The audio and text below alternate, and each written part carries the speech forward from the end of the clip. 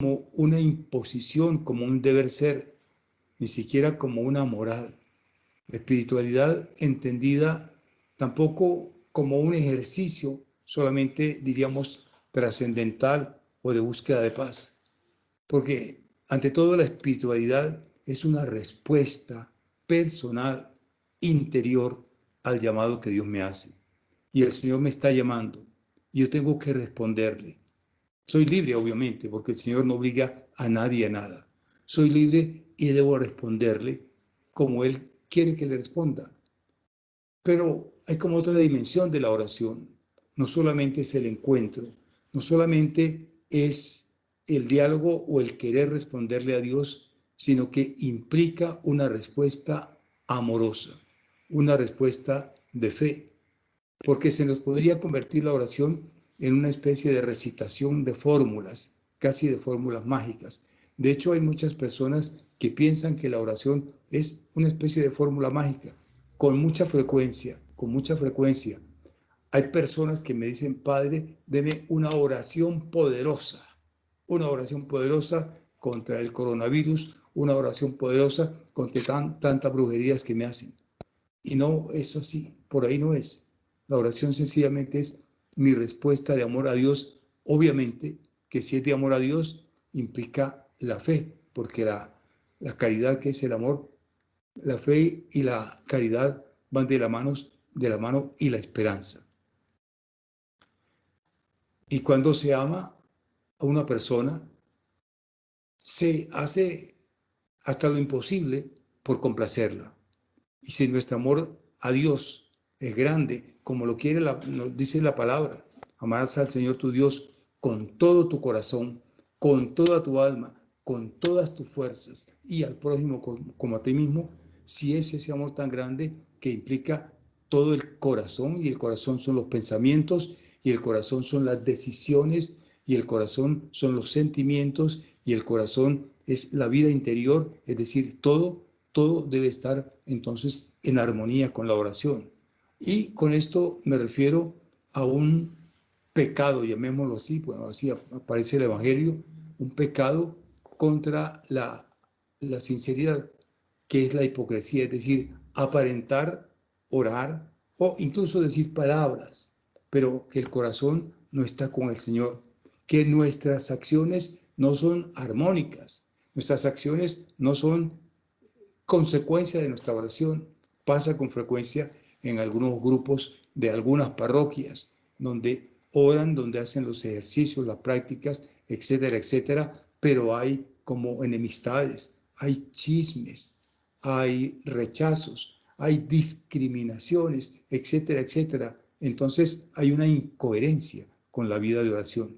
Recordemos una cuestión que me llama la atención y que hace poco leíamos en la liturgia, el capítulo 23 de San Mateo.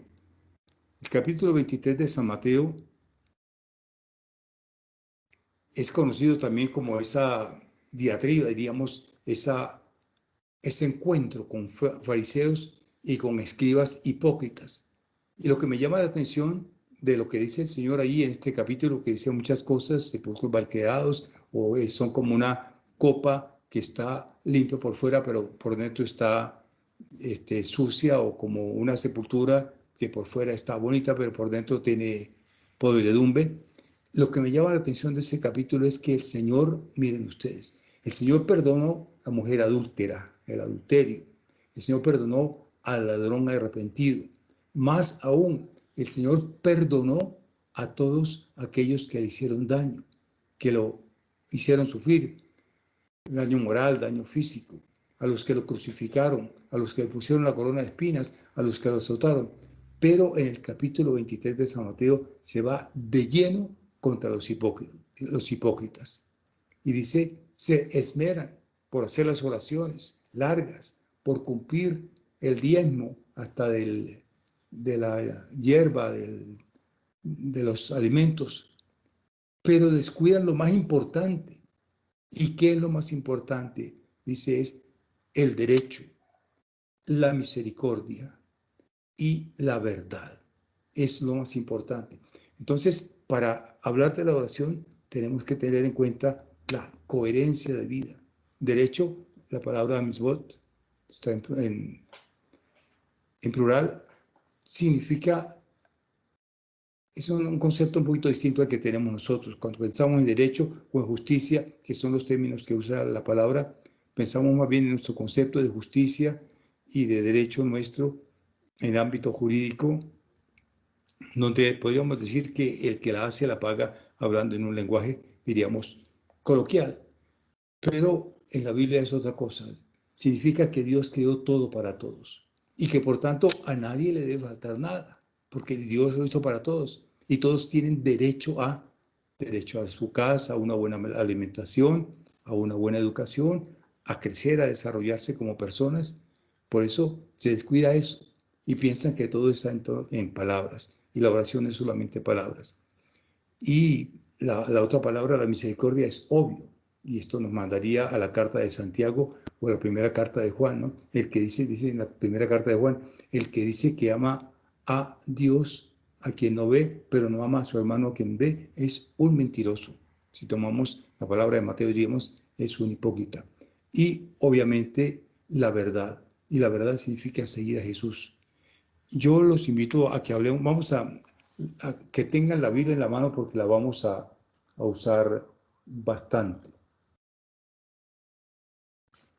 Miremos un poco un texto de San Mateo, en el capítulo 6. Ese es San Mateo. Ustedes saben que el Evangelio de San Mateo hay que tener mucho cuidado con él porque Mateo pega duro y fuerte. Es un evangelio que tengo mucho respeto porque empiezo yo a leer a San Mateo y ya empiezo como a temblar esperando el golpe que viene encima. Vamos al verso 5, capítulo 6 de San Mateo, verso 5, que dice así: cuando ores, no seas como los hipócritas, porque ellos aman orar en pie en las sinagogas. Aquí apareció la palabra hipócrita. En las esquinas de las calles para ser vistos por los hombres. En verdad os digo que ya tienen su recompensa. La palabra hipócrita en griego es la palabra hipócrites, pero hipócrites significa actor, y actor es el que representa un papel, no lo que es, sino el papel que le dan si es ya un profesional en el teatro. Y el verso 7, vamos a ver el verso 7 del capítulo 6 de San Mateo, que dice así: orando no uséis varias repeticiones, como los gentiles que piensan que por su palabrería van a ser oídos. Entonces, no es mucha oración, no es mucha palabrería, ya veremos un poco, porque para nosotros en este tema es la oración de Jesús como referencia, pero estamos viendo las enseñanzas de Jesús sobre la oración.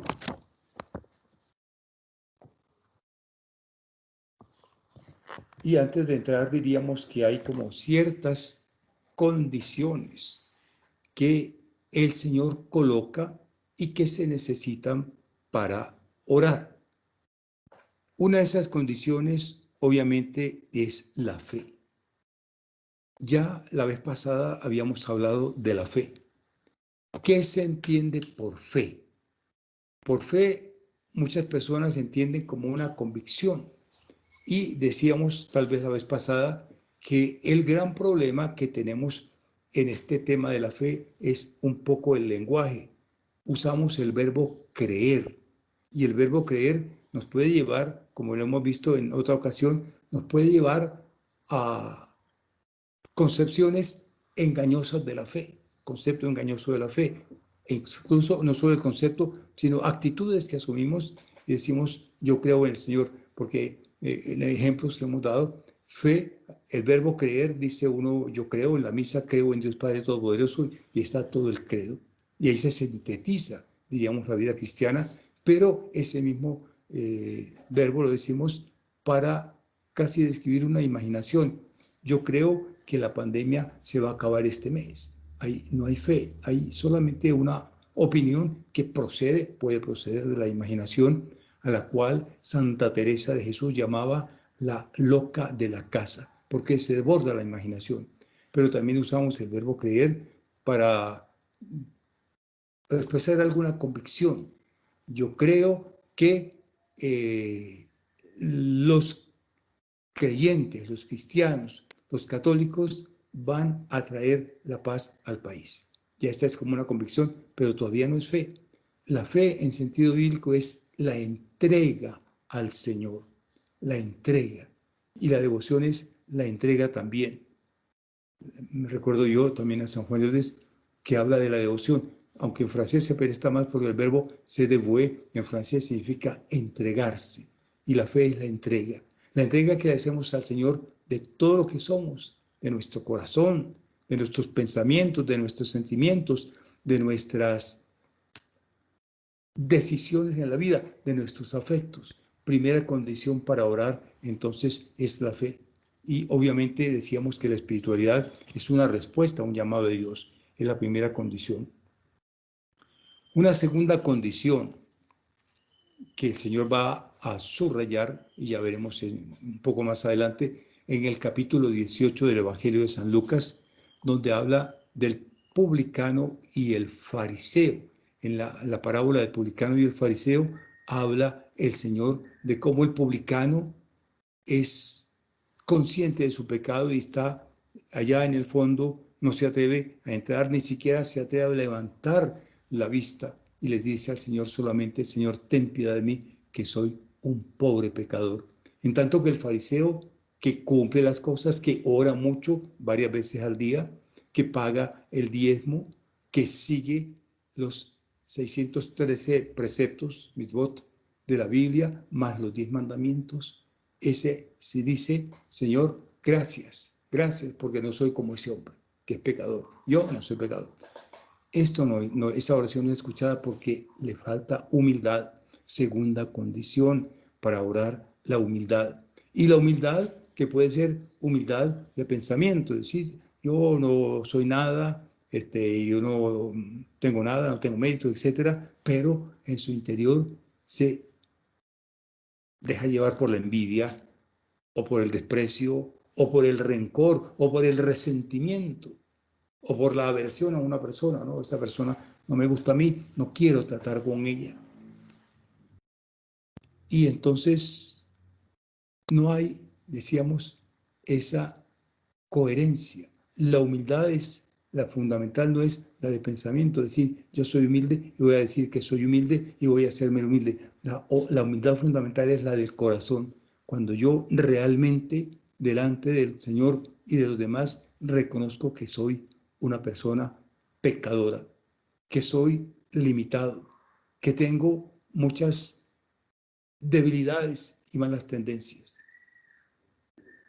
Cuando el ejercicio de la confesión ahora está un poco obstaculizado por las normas frente a la pandemia, cuando se hace el ejercicio de la confesión y uno confiesa a personas, campesinos, gente humilde o gente muy prestante, gente realmente que tiene, digamos, una gran fama, se da cuenta de que todos somos pecadores, de que aún dentro de los estratos más altos también hay pecado. Entonces, la humildad del corazón es reconocer realmente que soy pecador. Hay personas, cosa curiosa, que se van a confesar, y entonces uno dice sus pecados. Esto pasa, no sé por qué, y con el perdón de las damas, más entre las mujeres que entre los hombres. Entre los hombres no he encontrado en un caso, entre mujeres sí. Padre, yo no tengo pecado. Ajá, y entonces, ¿para qué viene? No, es que yo no tengo pecado. Y le recuerdo la palabra del Señor: el santo peca 7 veces al día, o sea que usted es una persona súper santa. No, no tengo pecado. Bueno, dice la primera carta de San Juan, el que dice que no tiene pecado se engaña a sí mismo. ¿Por qué? A veces porque se piensa que el pecado es lo negativo: no matar, no robar. Esos son pecados ciertamente, pero los principales son los que están en positivo en los mandamientos: amarás al Señor tu Dios con todo tu corazón, con toda tu alma, etc. Se necesita entonces fe, se necesita entonces humildad y se necesita confianza en el Señor. Yo oro al Señor porque tengo confianza en Él. Y yo, aunque pase lo que pase, confío en Él. Vamos un poco más adelante porque hay bastantes cosas por decir y vamos a meternos de una vez, diríamos, a la oración de Jesús, que es el punto de referencia, la oración de Jesús. Los invito entonces a que abran sus Biblias de nuevo y miremos en Lucas 4:32. Lucas 4:32, que se refiere a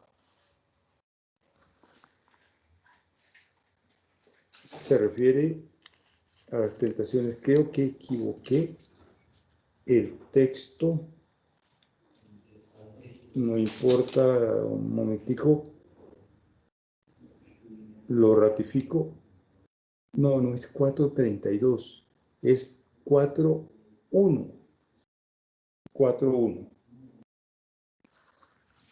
¿Qué dice ahí en 4:1? Dice: Jesús, lleno del Espíritu Santo, volvió del Jordán, después del bautismo, y fue llevado por el Espíritu al desierto. Observen las dos menciones del Espíritu. Es el Espíritu que ya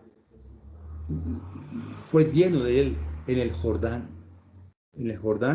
En su bautismo, cuando el Espíritu bajó sobre Jesús.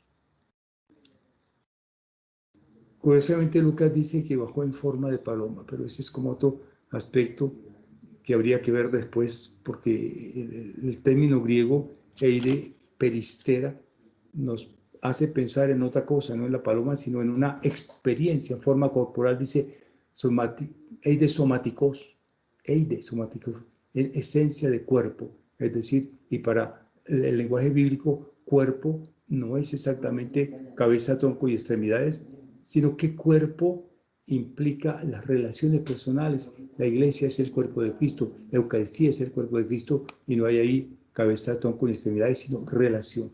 Es como un concepto bíblico. Para leer la Biblia es preciso como informarnos de estas cosas. Ese espíritu fue el que lo llevó al desierto. ¿Y para qué lo llevó al desierto? Para ser tentado. Verso 2 dice: por 40 días, y era tentado por el diablo. Era tentado por el diablo. Y no comió nada en aquellos días, pasados los cuales tuvo hambre. Este pequeño, hemos leído versos unidos del capítulo 4 de San Lucas. Esta pequeña alusión al desierto nos pasa, tenemos que pensar en dos cosas. ¿Qué significa desierto en lenguaje bíblico? Midbar, se dice en hebreo. ¿Qué significa desierto y qué significa 40? Dos puntos fundamentales para entender la oración del Señor. El término desierto, o más bien el concepto desierto, midbar en hebreo, implica un proceso grande de romper con el pasado. Uno al desierto no se lleva la nevera, ni la estufa, ni la lavadora, ni nada de eso.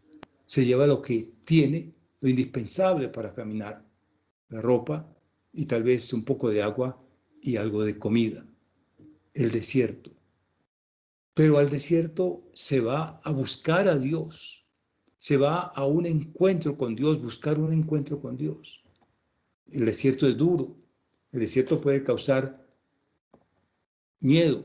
El desierto puede causar depresión por la soledad, pero es un paso por el cual el Señor pasa.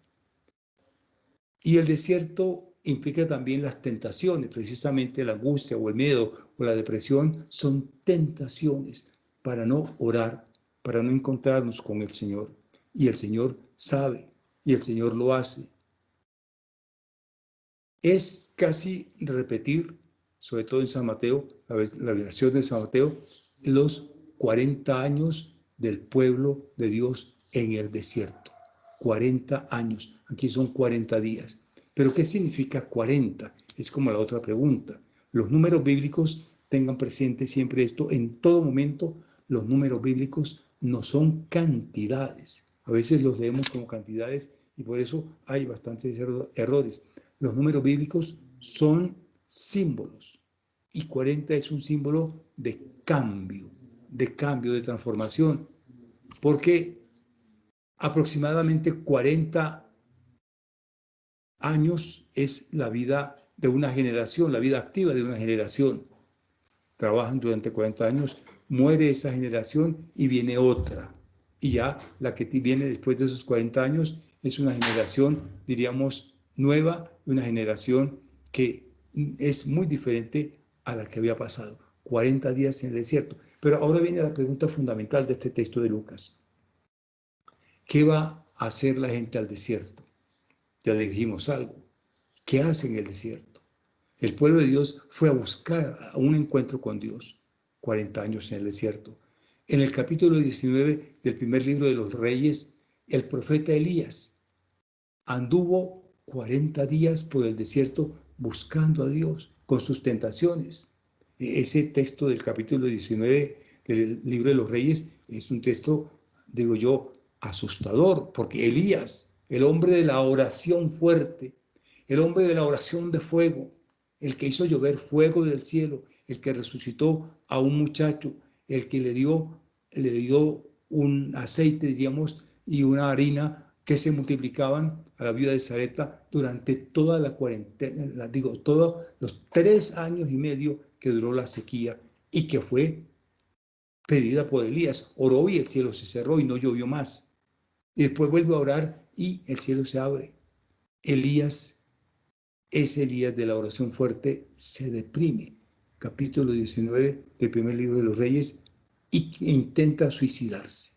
Se fue al desierto a suicidarse, sin comida, sin bebida, y le dijo al Señor, Señor, no más, llévate mi vida. Ese es el momento de la decisión del suicidio. Señor, ya, quítame la vida. Pero pasó algo. Hubo un encuentro con el Señor y se cambió. La pregunta, y también Moisés estuvo 40 días en la montaña, que es también en el desierto.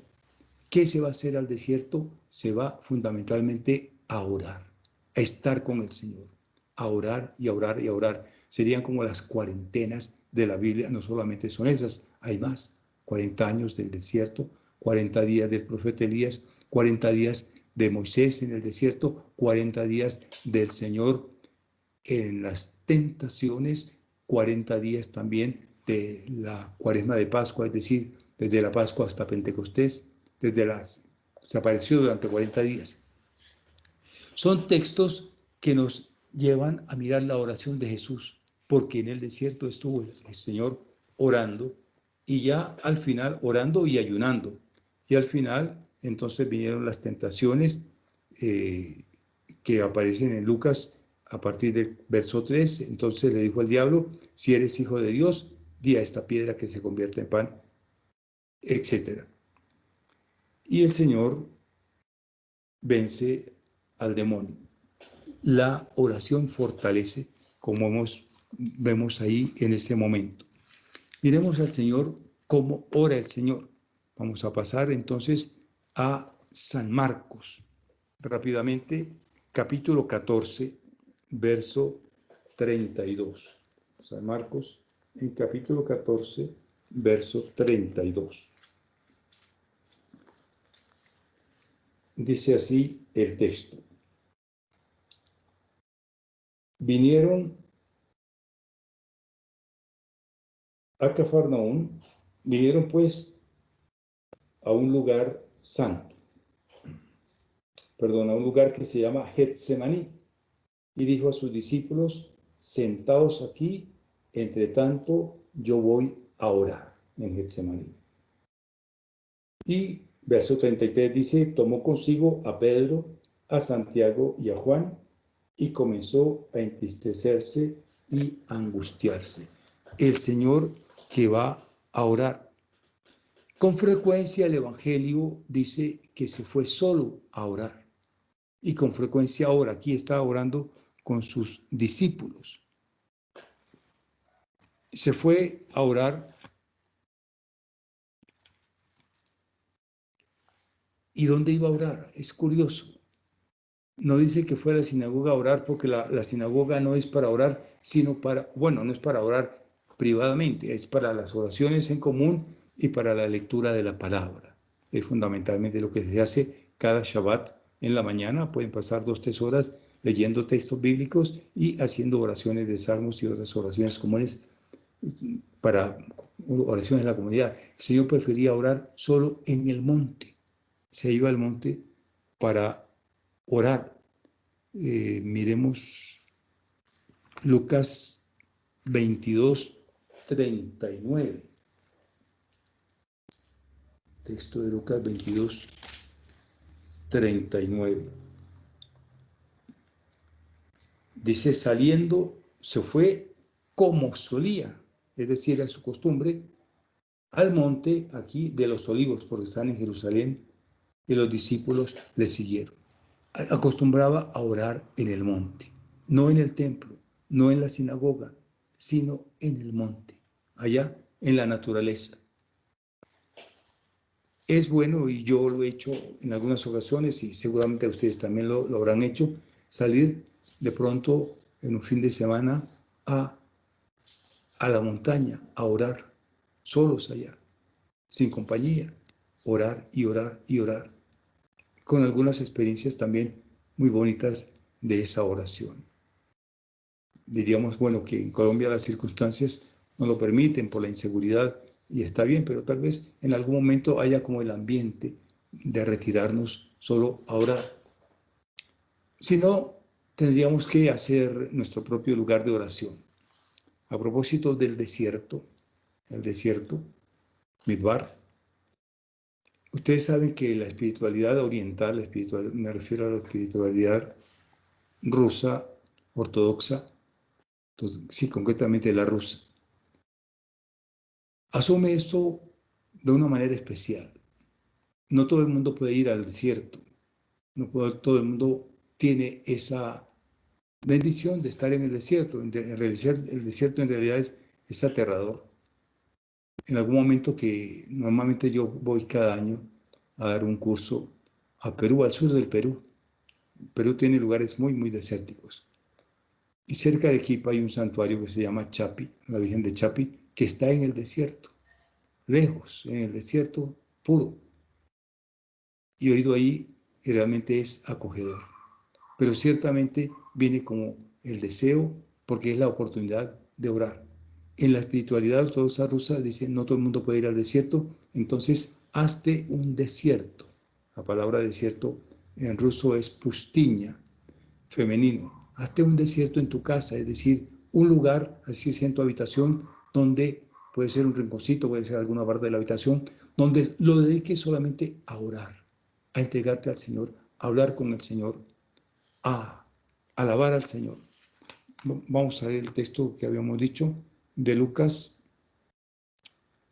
22:39. Ya lo leímos, que se fue al monte, oraba en el desierto y oraba en el monte. Es la oración de Jesús como referencia, se llama esta reflexión. Sigamos para adelante, vamos a buscar otro texto también de Lucas, Lucas 6:12. Ustedes miran que hay muchos textos de Lucas y es por una razón clara, o tal vez estoy diciendo las cosas al revés. Lucas es llamado el Evangelio de la oración porque es donde más se enfatiza la oración del Señor. Lucas 6, verso 12, que dice así: en aquellos días él fue al monte a orar. Ese verso, diríamos, caracteriza la oración del Señor, orando solo. Fue al monte a orar. Pero aquí le agrega otra cosa. Pasó la noche en la oración de Dios. Pasó la noche orando al Señor, orando al Padre. Ya es otra cosa, vigilia de oración. Y la hemos hecho, aquí la hacemos obviamente siempre en capillas o en oratorio. Pero en el Evangelio el Señor hace de la tierra su oratorio. Va al monte y pasa la noche en el monte orando. Lo más importante aquí no es que sea el monte.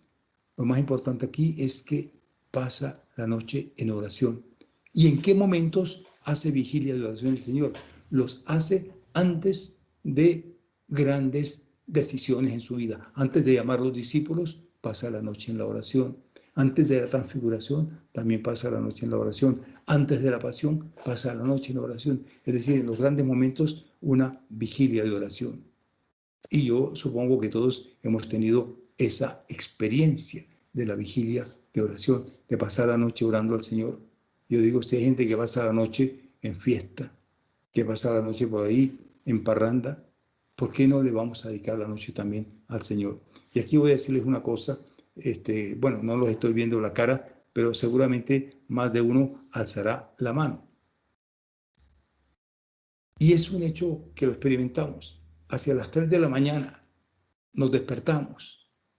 El Señor nos despierta. La gente dice, Padre, estoy muy preocupada que todos los días me despierto a las 3 de la mañana, entonces, ¿qué hago? No sé, hágame una oración. ¿Por qué nos despierta el Señor a las 3 de la mañana? Para que oremos, para que continuemos su oración, esa oración del Señor de toda la noche, para orar al Señor. Es un momento muy bueno porque no hay teléfono que suene, no hay gente que nos moleste, no hay televisión por ahí, no hay nada, no hay carros pasando, aunque pasan muchos, pero no nos perturban. Pasó la noche orando a Dios. Y dice, y cuando llegó el día, llamó a los discípulos. Es la oración de Jesús. Y vamos a seguir profundizando la oración de Jesús con la palabra de Dios. Ahora pasemos a San Lucas en el capítulo 10. San Lucas en el capítulo 10.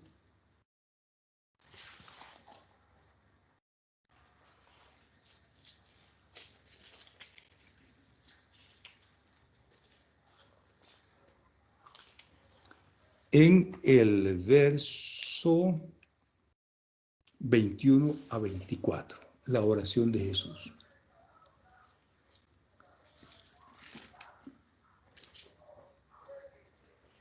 En aquella misma hora, Jesús se regocijó en el Espíritu Santo.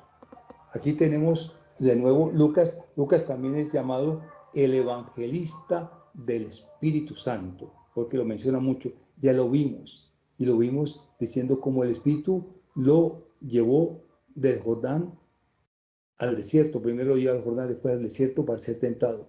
Y ahora aquí, de nuevo, dice, se llenó del Espíritu y dijo, yo te alabo, Padre, Señor del cielo y de la tierra, porque escondiste estas cosas a los sabios y entendidos y se las has revelado a los niños.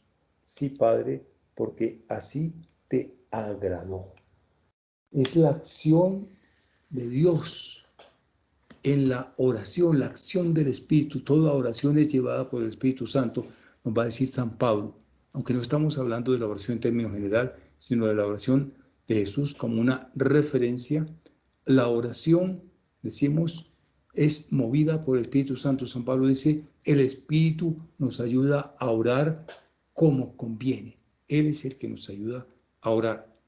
Y aprovecho yo esta cita que hice así de memoria, el Espíritu nos ayuda a orar como conviene. Aprovecho para decir algo importante. Toda oración viene del Espíritu Santo. Es lo que hemos dicho. Pero quiero subrayar otra cosa. Y es que si uno tiene como el deseo de una oración en un momento, puede estar seguro que es inspirado por el Espíritu Santo. Dice Santo Tomás de Aquino, el teólogo, todo pensamiento bueno, toda palabra buena, toda acción buena procede del Espíritu Santo. Es el que nos ayuda a orar. Y cuando yo digo, interrumpí un poco el tema de la oración de Jesús para citar a San Pablo, pero no choca porque es la oración también llevada por el Espíritu Santo. Si yo tengo, voy a hacer esta cuestión, si yo tengo una imagen sagrada del Señor o de la Virgen, un santo icono, si yo lo tengo, por ejemplo, en la sala, si ustedes conocieran esta casita que me dieron para vivir mientras estoy con los seminaristas, está prácticamente llena de imágenes. ¿Por qué? ¿Por qué las puse? Ustedes pueden mirar aquí un poquito, alcanzan a ver la imagen que tengo aquí. En el comedor, la última cena. ¿Por qué? Porque las imágenes, nos dice San Benito, nos hacen pensar en Dios y nos mueven a la oración. Y por eso en los monasterios benedictinos dice que allá en los bosques o en el río, donde sea que esté el monasterio, haya oraciones, porque al pasar frente a imágenes, porque al pasar frente a una imagen, algo se nos mueve para orar. Es decir, que en las imágenes, oigan, en las imágenes actúa el Espíritu Santo. Tengo la imagen del corazón de Jesús, de la Virgen del Carmen, la que sea, actúa el Espíritu Santo que nos lleve a la oración. Así que no se dejen convencer mucho con aquellas personas que dicen que la iglesia tiene idolatrías porque están haciendo un error grave, confundiendo imagen con ídolo, y esto es otra cosa. Miren ustedes que la primera imagen la hace el Señor: hagamos al hombre a nuestra imagen y semejanza. Y cuando manda a construir el templo, dice imágenes de los querubines, imágenes de las palmeras, el altar de bronce que tenía en la base tenía bueyes, 12 bueyes ahí, imágenes de bueyes, y lo aprobó todo el Señor. Y San Pablo dice que tenemos que crecer de día en día hasta convertirnos en la imagen como Jesucristo. Y también el himno de la carta a los Colosenses 1, verso 15, dice: Jesucristo es la imagen de Dios invisible. Entonces, este es un paréntesis también para las imágenes, porque allí también actúa el Espíritu Santo.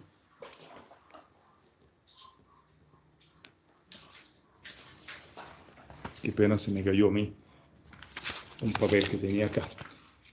Bien, entonces estamos mirando, ese texto es importante, porque aquí el Señor nos está enseñando a orar. Y Él no solamente es un orante, sino que es un maestro de oración. ¿Cómo ora el Señor? El Señor es judío y no lo podemos perder de vista jamás. Él es judío, pertenece al pueblo judío. Y Pablo se alegra de esto, porque Pablo también es judío. Y jamás dejó de ser judío, y jamás dejó de ser fariseo, y jamás dejó de ir a la sinagoga o de leer la Torá. Un judío que encontró al Señor. O más bien que descubrió que Jesús es el Mesías prometido a los judíos por los profetas. Bien, ¿cómo empieza la oración judía? Casi todas las oraciones, o no decir todas, empieza con una alabanza al Señor. Aquí vamos a mirar como dice, repitamos la oración: yo te alabo, Padre, Señor del cielo y de la tierra. Es una alabanza al Padre. Bendito sea el Señor Dios de Israel. Otra alabanza. Siempre las oraciones judías, y cuando el Señor dice en capítulo 6 de San Mateo que enseña la oración, va a decir: cuando oren, comiencen diciendo Padre nuestro. Esto para el judío puede sonar otra cosa, ¿no? Padre nuestro que estás en el cielo, santificado sea tu nombre. Ese santificado equivale a alabado sea tu nombre, bendito sea tu nombre. Es una oración judía, y todas las oraciones judías empiezan con la alabanza. Aquí ya tenemos una oración, porque la oración de Jesús es punto de referencia para nuestra vida espiritual y para nuestra propia oración.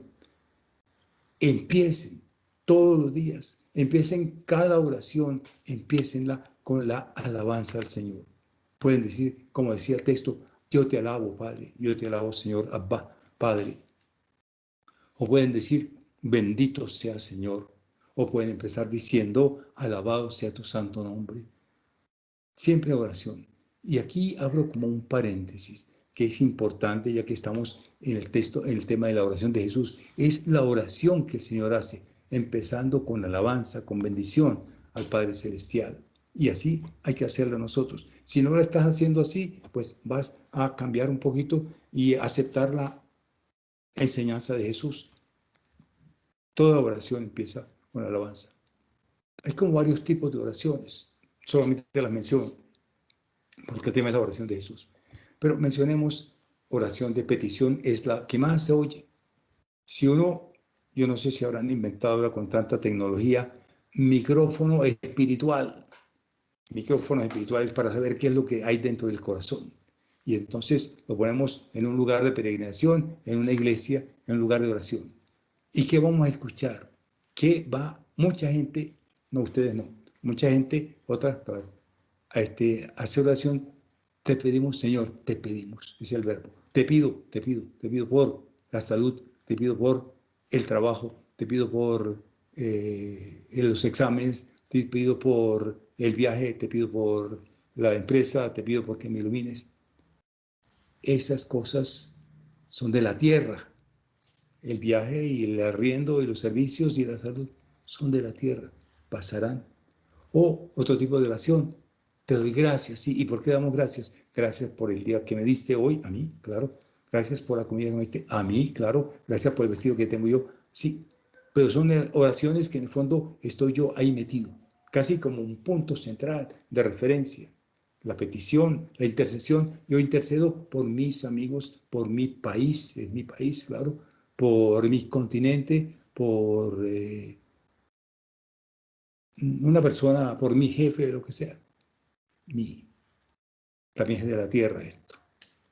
Otro tipo de oración, el perdón de los pecados. Claro, todos los días hay que pedir perdón por los pecados. Ese es cierto. Y oraciones, las celebraciones litúrgicas empiezan pidiendo perdón por los pecados. Son oraciones también de la tierra, porque en el cielo no se peca, en la tierra sí se peca. Entonces, ¿a dónde quiero llegar yo con esta oración del Señor? A que el Señor nos está enseñando una oración que es celestial.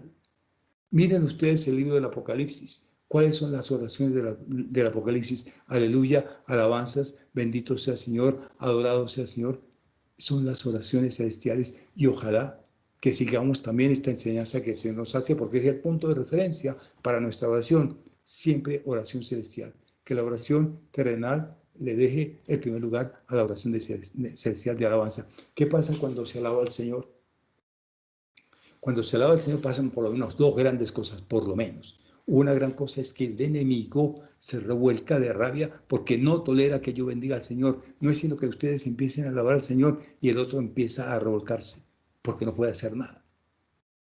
Y otra cosa buena que pasa es que aunque yo no le pida nada, yo no le pido nada al Señor, yo confío en Él, condición, yo me muestro pecador, pido perdón por pecados, condición, y yo amo al Señor, condición. Entonces, ¿qué pasa con la alabanza? Que me da lo que yo necesito, me da lo que necesito, muchas cosas, muchas cosas. Tengo muchos ejemplos, pero por el tiempo no se pueden contar, lo impide el tiempo, pero muchos ejemplos prácticos, vivos, testimonios de lo que pasa con la oración de alabanza. Digamos, este ya es un ejemplo de la oración de Jesús. Vamos a tocar otro ejemplo que es muy largo y no lo vamos a leer todo, sino algunos versos. En el capítulo, capítulo 17 de San Juan. Nos vamos a San Juan en el capítulo 17. ¿Qué encontramos en el capítulo 17 de San Juan? Encontramos la llamada oración sacerdotal.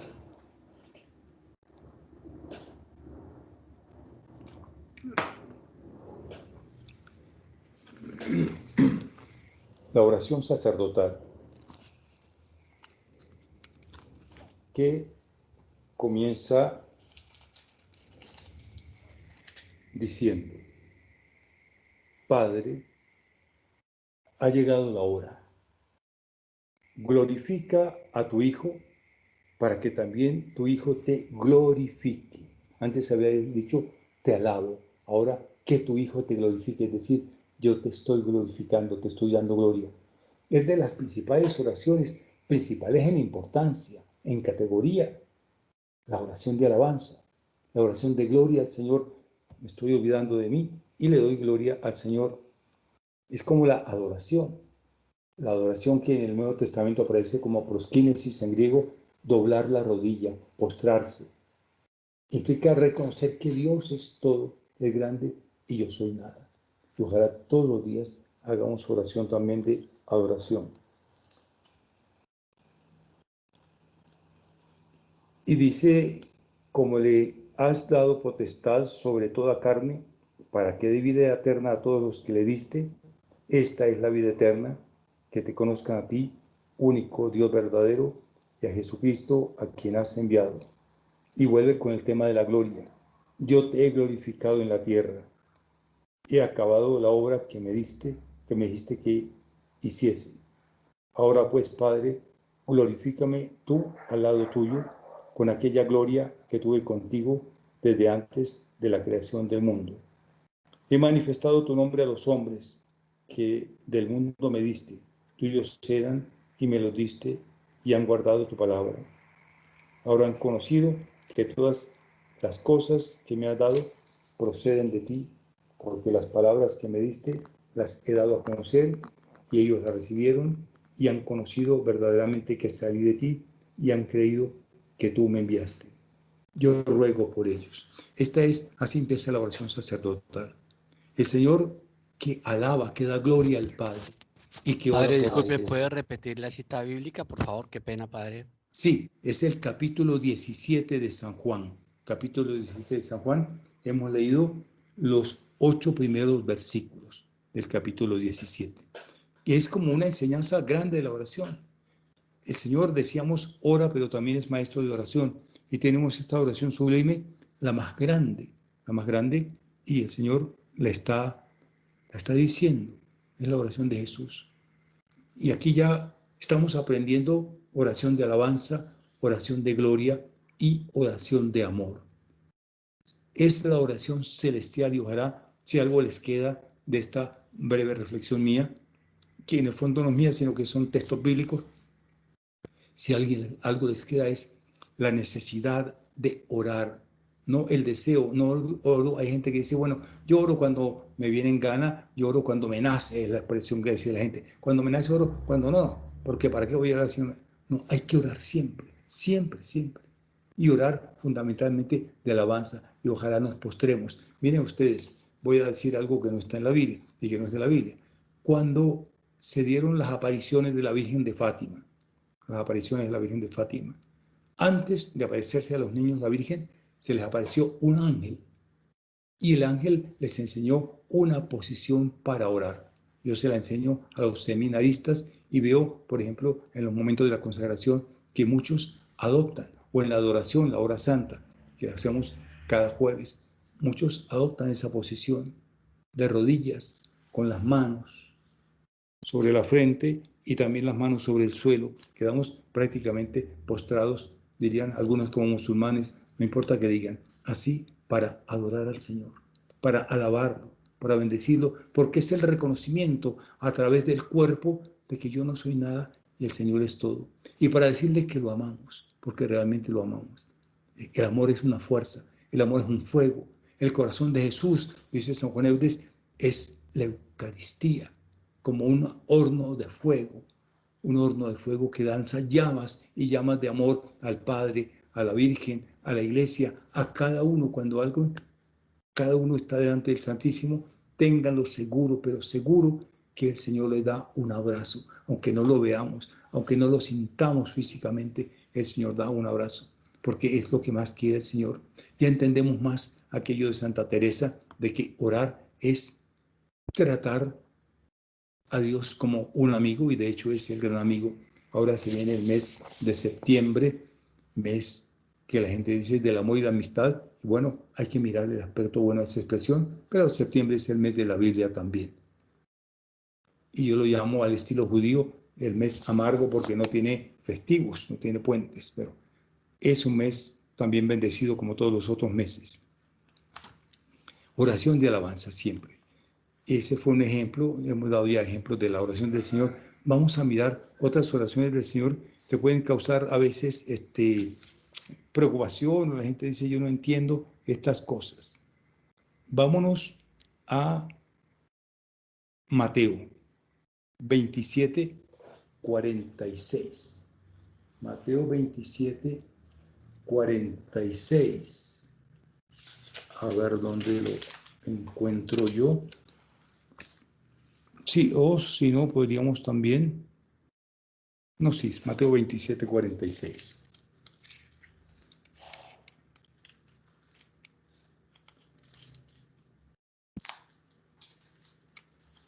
Ese es un texto que digo yo a veces podría parecer escandaloso, Aquí lo tengo yo. 27. ¿Qué dije yo?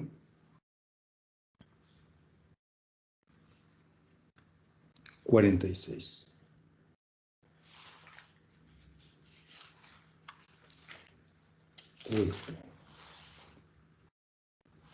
Cerca de la hora novena. La hora novena es la nomenclatura del Imperio Romana, que equivale a nosotros a la hora, a las 3 de la tarde. Cerca de la hora novena, Jesús clamó a gran voz diciendo: Elí, Elí, lama sabactani. Esto es: Dios mío, ¿por qué me has desamparado?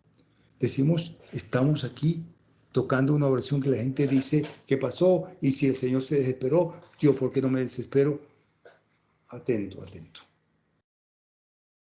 El Señor, y ustedes que conocen la Escritura enseguida descubren, el Señor está repitiendo las palabras, o más bien está orando con las palabras del Salmo 22 o 21, depende de la nomenclatura de Biblia que usen, verso 1, que comienza diciendo: Dios mío, ¿por qué me has abandonado? Porque los salmos son como las canciones. De hecho, los salmos son canciones. A veces la gente está alegre y canta una canción alegre, a veces está un poco triste y canta una canción triste, hay canciones de despecho, hay canciones de paseos, etc. El Señor es judío, lo volvemos a decir, y como todo buen judío, sabe salmos de memoria y ora con los salmos. Y ojalá también aprendamos salmos de memoria y oremos con los salmos. El Señor está orando con un salmo. ¿Por qué ese salmo 21 o 22? Depende de las nomenclaturas. ¿Por qué ese salmo? Porque ese salmo va a describir la historia de un orante que sufre mucho. Dice: son contados mis huesos, se echan a suerte mi túnica, me rodean como una jauría de mastines, de perros. Es un salmo que el Señor ora. Es decir, es otra enseñanza del Señor, orar con los salmos. Los salmos son inspirados por el Espíritu Santo. Los salmos son palabras de Dios. Y como tal, ¿qué mejor? Como diría San Juan de Dios que le ora a Dios. Es decir, el Espíritu Santo que ora al Padre a través de nosotros con las palabras que el Espíritu Santo nos ha inspirado. Hay que tener cuidado con ciertos salmos que pueden ser mal interpretados. Babilonia criminal, por ejemplo, Salmo 136. ¿Quién cogiera a tus hijos y los estrellara contra las rocas? Y a los padres de la iglesia van a decir: esos hijos que estrellamos contra las rocas son las distracciones, los llaman en griego los logismos que nos distraen de la oración, hay que estrellarlos contra las rocas.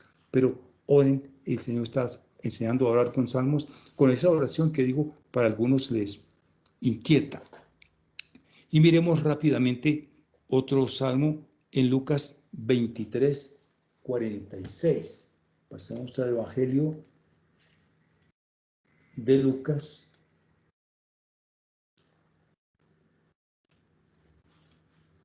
23, 46. ¿Qué dice ahí ese texto bíblico?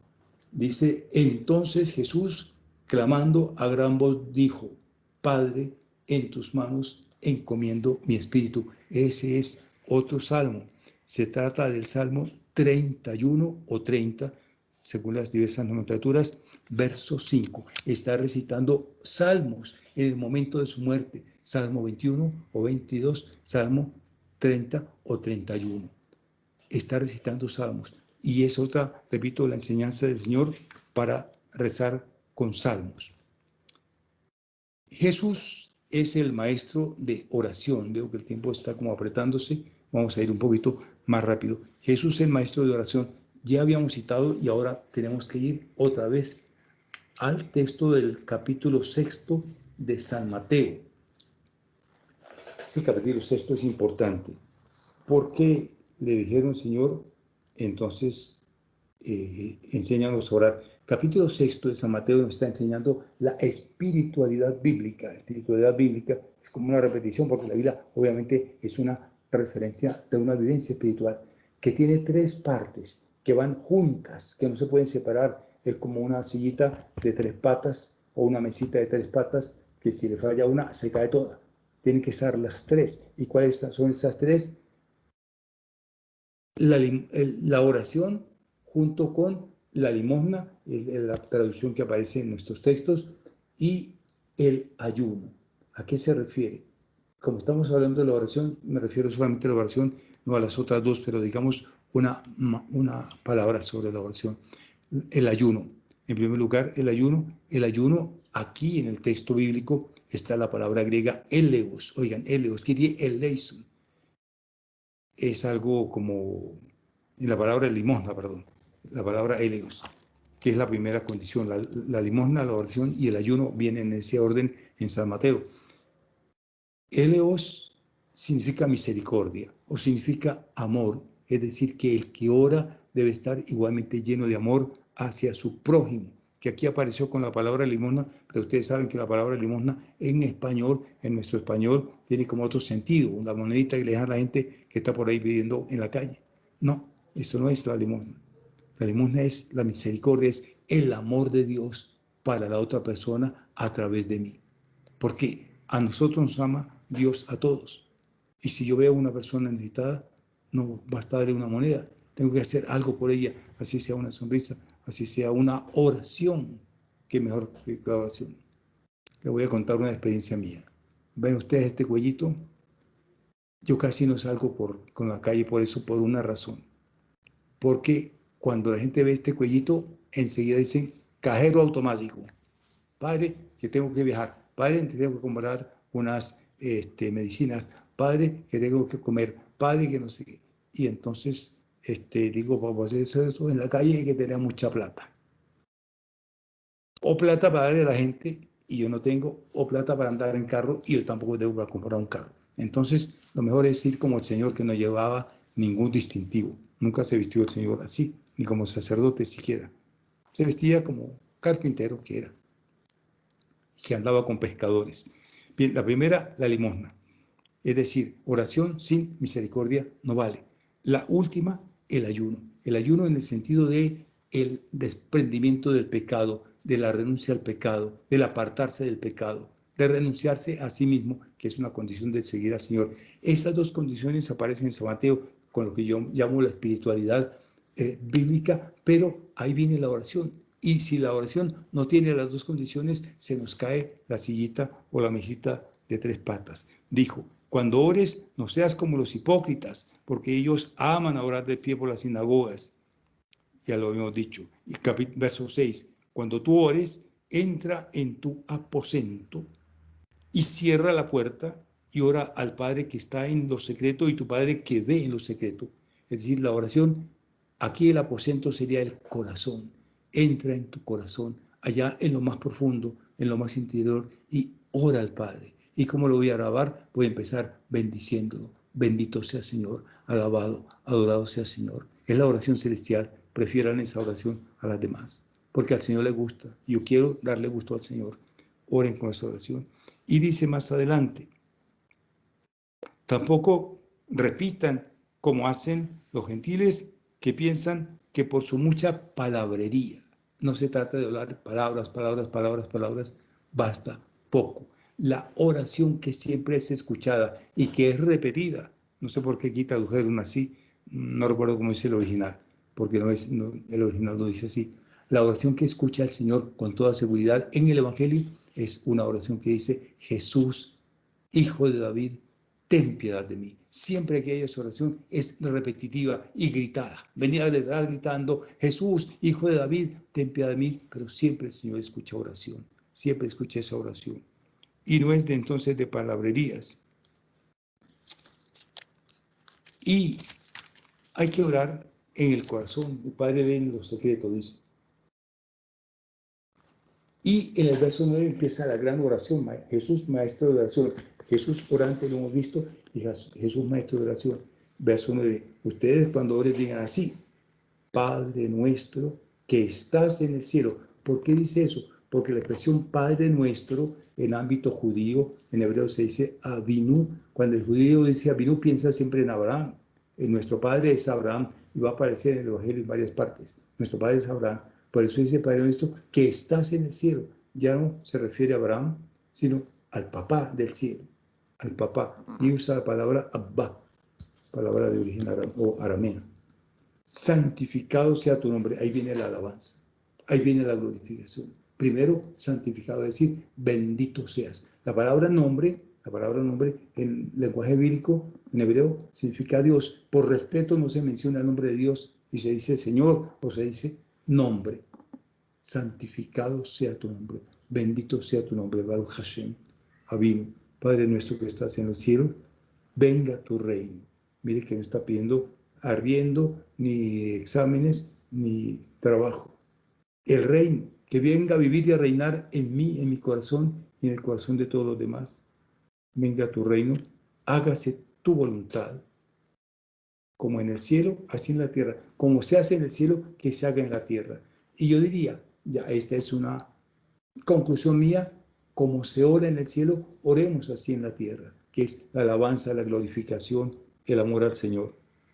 Después dice, el pan nuestro de cada día, danoslo hoy. Pan nuestro de cada día, es la comida, necesitamos comer, pero el pan, el verdadero pan, capítulo 6 de San Juan, es Jesús. Dice, yo soy el pan verdadero bajado del cielo. Y ese es el pan que nos pedimos cada día. Perdónanos nuestras deudas, es el original. No dice ofensas, sino deudas, como nosotros perdonamos a los deudores. Ahora, la Conferencia Episcopal Italiana sacó el nuevo misal con una reforma que el Papa le dijo a los obispos, y está la traducción. Nosotros decimos, no nos dejes caer en la tentación. El original griego dice, no nos empujes a la tentación. No nos metas en la tentación. Y es como la versión nueva del Padre Nuestro que ya la están usando en los misales italianos.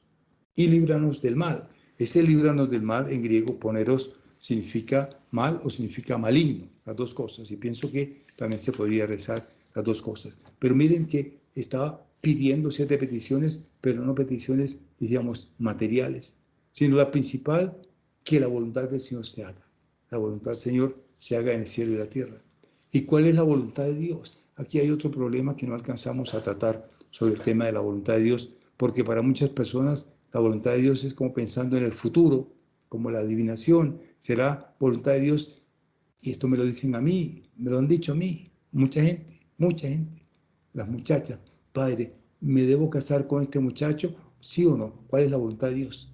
Esa es decisión tuya, es decisión tuya. Y yo no puedo decirte cásate o no te casas, porque la decisión no es mía, sino tuya. Es que la voluntad de Dios no es tanto para el futuro, sino para el presente. Lo que yo tengo aquí, si estoy aquí en medio de la pandemia, pues fue voluntad de Dios para ver cómo reacciono, para ver cómo es mi esperanza, cómo es mi oración, cómo es mi confianza, cómo es mi seguridad en el Señor y cómo es mi actitud hacia los hermanos. Por ahí va la voluntad de Dios, que dice claramente el texto bíblico, la voluntad de Dios es que todos los hombres se salven y vayan a la vida eterna. Dios no quiere la muerte del pecador, sino que se convierta y viva. Podemos igualmente mirar, bueno, si el tiempo es corto, no importa. Vamos a mirar, entonces voy a saltar unos textos y voy a mirar Lucas, miremos Lucas 18.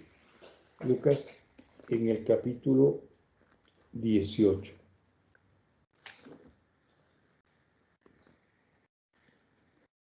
El inicio del capítulo 18, que es interesante.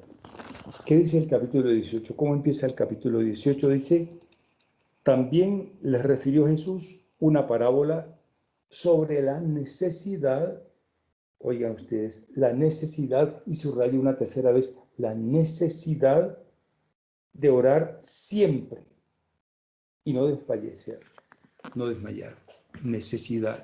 Y aquí recuerdo la palabra de San Juan Eudes con la que prácticamente inicié, más importante que la tierra que pisas, más importante que el aire que respiras, más importante que el alimento que comes, más importante que el corazón que late en tu pecho, es la oración para ti, para el creyente. ¿Será así? ¿Lo vivo así o no? Dice el Señor, les enseñó sobre la necesidad de orar siempre sin desfallecer. Este texto de San Lucas me recuerda la primera carta a los tesalonicenses en el capítulo 5, verso 17, que dice, yo creo que es el verso más corto de la Biblia, oren siempre sin parar. Oren siempre sin parar. Y aquí sí que nos tenemos como un gran problema en esta oración. Regresemos un poco al tema de la parábola, esta parábola del capítulo 18 de San Lucas. Dice, ¿cuál es la parábola? Que había un juez que ni temía a Dios ni respetaba al hombre, pero también había una viuda que todos los días decía, hazme justicia de mi adversario. Todos los días, hazme justicia de mi adversario. Y él no quiso por algún tiempo, pero después dijo dentro de sí, aunque ni temo a Dios, ni tengo respeto al hombre, sin embargo, porque esta viuda me molesta, le voy a hacer justicia. No sea que, como sigue viniendo, me agote la paciencia. Aquí tengo esta traducción así. Y el Señor dice, oí lo que dijo el juez injusto, ¿acaso Dios no hará justicia a sus escogidos que claman a Él día y noche? Es la oración de día y de noche. Ya habíamos dicho, el Señor me despierta a las 3 de la mañana para que ore y yo lo hago. Cojo mi rosario, lo tengo ahí a la mano y empiezo a rezar. Sigo rezando y sigo rezando. Dios me da la gracia de orar. Y a todos nos da esa gracia. Os digo que pronto les hará justicia. Y ahí la pregunta que nos deja con la sangre congelada. Cuando vuelva el Hijo del Hombre, ¿encontrará fe sobre la tierra? Nos deja así como congelados. Porque la fe es sostenida por la oración. Se están acercando tiempos difíciles. Se están acercando tiempos difíciles. O estamos en tiempos difíciles. Me refiero no solo a pandemia, ¿no? Tal vez a la iglesia que es perseguida y que cada vez es más perseguida y es desacreditada, incluso por gente de la misma iglesia. Y luchan contra el Papa y contra las decisiones de la iglesia. Se está metiendo la división que no viene de Dios. Y son tiempos difíciles. ¿Cómo vamos a salir de esos tiempos difíciles? Con una vida de oración, pero de oración coherente, como decía San Mateo, con ayuno y con limosna, es decir, con misericordia y con rechazo del pecado, con una vida grande. Así vamos como a seguir adelante. Esta oración, después viene la parábola del publicano y el fariseo, de la cual habíamos hecho referencia anteriormente, pero nos está llevando hacia adelante. Ya en el poco tiempo que nos queda, quiero como desarrollar otra idea. Jesús es el gran orante. Jesús es el que ora. Jesús murió en la cruz, resucitó y fue llevado a los cielos. Y allá en los cielos sigue. ¿Qué hace? Esta es una pregunta buena. ¿Qué hace eternamente antes de la creación del mundo y cuando se acaben todos los mundos y todos los cosmos, etcétera? ¿Cuál es la acción, la actividad de Dios, Padre, Hijo y Espíritu Santo? Los tres se aman, los tres se adoran, los tres se dan gloria. Esa palabra, Padre, glorifica a tu Hijo, para que tu Hijo te glorifique, es muy diciente, porque ahí también está el Espíritu Santo. Entonces es la oración celestial que Dios mismo hace. Y Jesús sigue orando, no solamente porque ya murió y se resucitó y ya no ora más. Jesús sigue orando.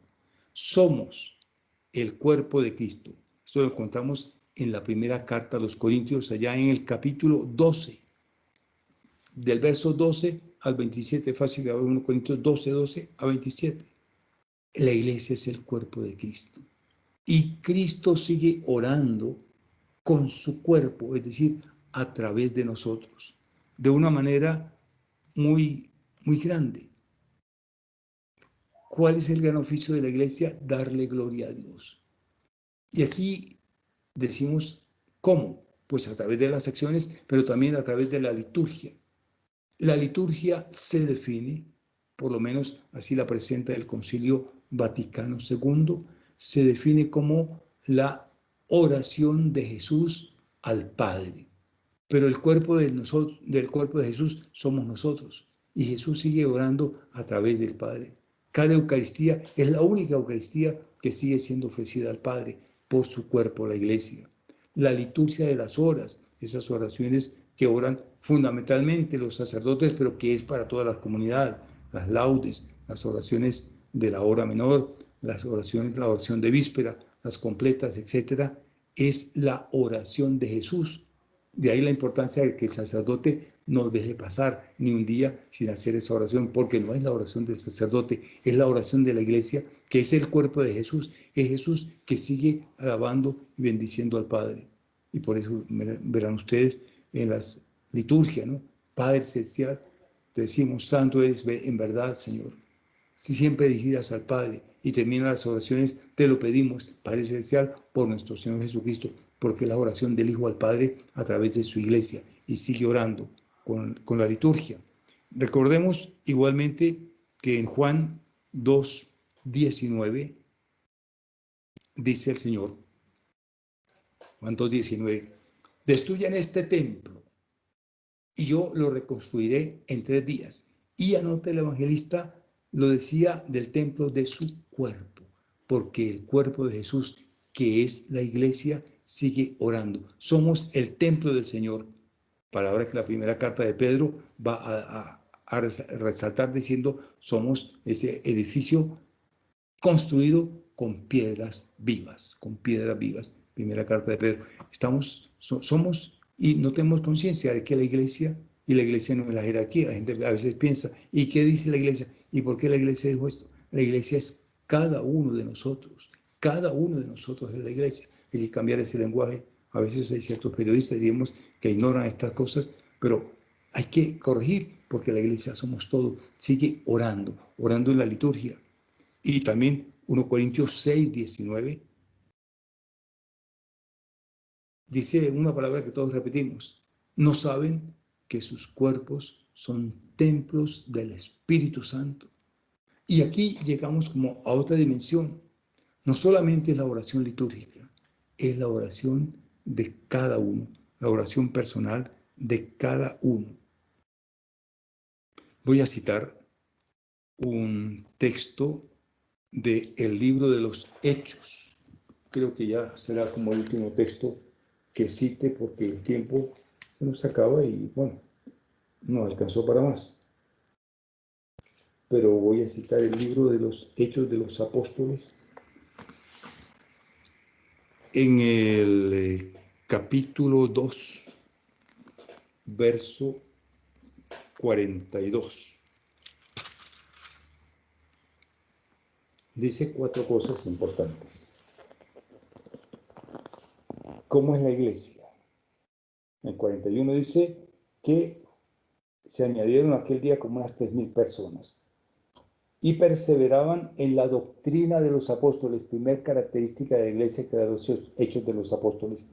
La doctrina de los apóstoles, que con palabras nuestras llamamos hoy el magisterio de la iglesia, porque la iglesia no puede enseñar cosas contrarias ni diferentes a la doctrina que los apóstoles nos dejaron aquí en la palabra de Dios. Primera cosa, perseveraban en la doctrina de los apóstoles. Segunda cosa, en la comunión unos con otros. Comunión, la palabra que trae aquí, cuando dice doctrina, dice didaje, don apóstol en griego. Y cuando habla de la comunión o comunidad, es la koinonia, palabra griega que es como la unión de todos. Es el amor fraterno. Son las comunidades, dijéramos, la familia es una iglesia doméstica porque está compuesta por fieles, por creyentes del Señor, por bautizados que oran al Señor y que se esfuerzan por practicar la vida de los mandamientos y de la misericordia, de la caridad y darle gloria a Dios. Eso es cada familia. Segundo elemento, la comunidad o la coinonía. Tercer elemento que menciona los Hechos de los Apóstoles, tercera característica de la iglesia, decía, en el partir el pan, la Eucaristía. Es la iglesia hasta el final de los siglos, pero la iglesia es el cuerpo de Cristo, que sigue orando, que parte el pan, que sigue amando, es decir, haciendo el bien a los demás. Y la cuarta categoría, o la cuarta característica que presenta ese verso 42, es las oraciones. En griego, proseuge, las oraciones. Pero se nos quedó algo en el tintero y hay que sacarlo ya. Tintero se decía antes, ahora digamos, se nos quedó algo aquí en el keyboard, en el computador, en el, ¿cómo se llama esto? Bueno, las teclas. ¿Qué se nos quedó? Que hay que orar, la necesidad de orar, pero siempre, siempre, sin parar, decía la carta a los tesalonicenses. ¿Y cómo voy a hacer para orar sin parar si yo tengo que descansar y en la noche me duermo? Entonces no puedo orar. No se puede. Sí se puede. La iglesia oriental enseñó la oración del corazón de Jesús a decir, Señor, ten piedad, Cristo, ten piedad, Señor, ten piedad. Repetirlo miles y miles de veces al día. Primero, acompañando cada respiración hasta que se vuelva como automático. Segundo, cuando se va más avanzado, acompañado con cada latido del corazón. Señor, ten piedad. O díganlo en latín, Kyrie eleison, Christe eleison, Kyrie eleison, Christe eleison, Kyrie eleison, Christe eleison. La iglesia occidental, la nuestra, dijo a través de la liturgia de las horas, porque siempre en cada momento, en cada país hay horas distintas y habrá Eucaristías y habrá liturgia de las horas allí. San Juan Eudes va por otro camino. San Juan Eudes nos enseña, esto sí diríamos como un secreto. Aunque él dice el secreto de los secretos es entregarse al Espíritu Santo. Entrega significa fe. Fe significa entrega. El secreto de los secretos es entregarse al Espíritu Santo. Y dice que cada acción que hagas, desde que te despiertas, cada acción que hagas, ofrécela al Señor como un acto de alabanza, de amor y de gloria. Cada paso que des, dice, Señor, te entrego cada paso. Cada letra que escribas, cada vez que yo escribo aquí, cada letra se convierta en un acto de alabanza, de amor y de gloria al Señor. Mire que es la oración celestial. Y cuando te vayas a dormir, cuando te vayas a acostar, que ya vas a perder la conciencia, dile, Señor, yo quiero que esta noche cada respiración mía, cada latido de mi corazón sea un acto de amor, de alabanza a la Santísima Trinidad.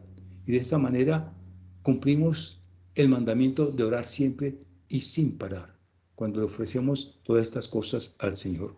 Bueno, creo que el tiempo se nos ha acabado y le damos gracias al Señor por su bondad, por su amor y porque nos ha llamado realmente a ser personas que le demos gloria con lo que hacemos, con lo que decimos, con nuestras palabras y con nuestras acciones.